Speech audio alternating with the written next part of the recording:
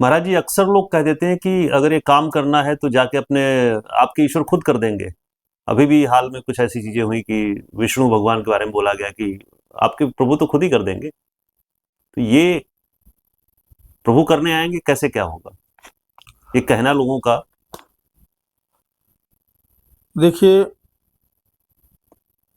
अगर परमात्मा ने किसी को उस जगह बैठाया है जहां उससे न्याय की अपेक्षा की जाए, जहां उससे सद्भाव की अपेक्षा की जाए, और वहां अगर वो अपने चरित्र से पूरी तरह न्याय नहीं कर पाता है तो निश्चित रूप से वहां बैठने का अधिकारी वो नहीं।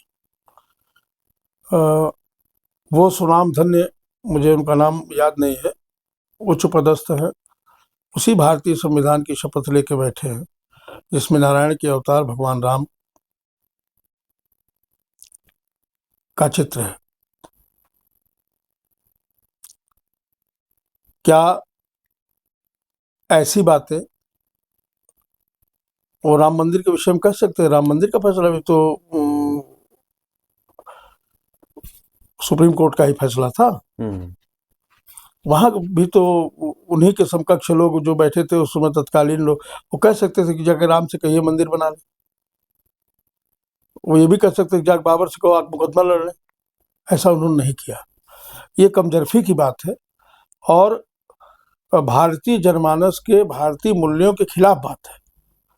ऐसी बातों को करने वाले लोग अक्षम्य अपराध करते हैं। ईश्वर ही अगर सब कुछ कर ले तो आपकी आवश्यकता क्या है?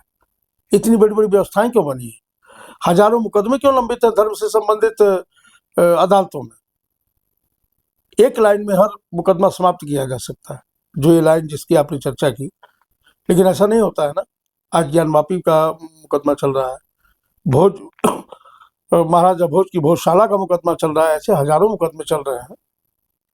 तो क्या किसी भी उच्च पदस्थ व्यक्ति का जो सर्वोच्च पद पे बैठा है न्यायपालिका के, उसका ये कहना समीचीन है? इसका मतलब उसको भारतीय मूल्यों का ज्ञान नहीं है। उसने केवल कानून और कानून ही पढ़ा है और भारत की अधिकांश जनता उससे सहमत नहीं। मैं तो कम से कम बिल्कुल सहमत नहीं उनके इस कथन से हूं जैसा उन्होंने कहा। यह बिल्कुल बिल्कुल बिल्कुल खिलाफ है। मैं दोबारा कह रहा हूँ कि भारतीय मूल्यों के बिल्कुल खिलाफ है। इस तरह की बात उपहासात्मक है। हम अपने इष्टों और आराध्यों का अपमान नहीं बर्दाश्त कर सकते। ये गलत बात है और हर व्यक्ति को अपने पद की गरिमा रखनी चाहिए, अपने पद की मर्यादा जाननी चाहिए कि हम क्या कह रहे हैं। आप सोचिए जरा, ये दौर है इलेक्ट्रॉनिक मीडिया का। यह इस समय में कोई भी सूचना कितनी अच्छी बुरी हो छिप नहीं सकती है। आप प्रतिक्रिया झेल पाएंगे क्या? प्रतिक्रिया अगर हो गई तो धर्म हमेशा एक बड़ा संवेदनशील मुद्दा रहा है। धर्म के विषय में बोलने से पहले आपको सोचना चाहिए, कुछ भी, किसी को भी।